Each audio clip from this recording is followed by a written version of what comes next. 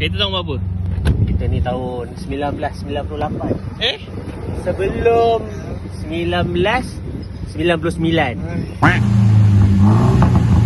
Scan lah. Ini kita nak buat catalytic. Kita ni mungkin tahun 2015. 2015 dah 9 tahun kereta ni buat catalytic. Mileage 163,000 mileage. So owner nak buat catalytic, nak cuci lah exhaust.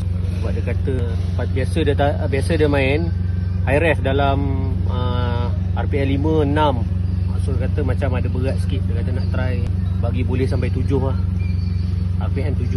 Bukan nak borak ni mungkin knock sensor ni. Celat ni knock sensor ni sebab selalu high rev. So knock sensor nyala. So nak kena scan dulu. Apa-apa kita scan dulu, tengok macam mana.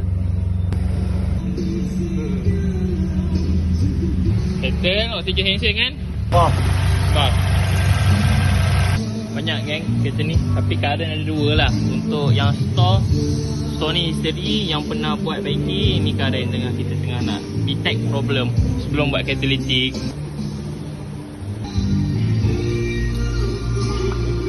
Kenapa ni? So catalytic ni untuk cuci catalytic korang. Ini alternatif lah. kalau ada masalah underpower, try ni dulu. Kalau ada masalah buasi, try ni dulu. Lancaran untuk usus kereta. Sembelit. Masalah sembelit, buasi boleh. Ataupun batu karang, kencing tak lawas. Siap pasang. Ready. Ni kita tengok hasil dia. Mencuci catalytic alternatif Oh.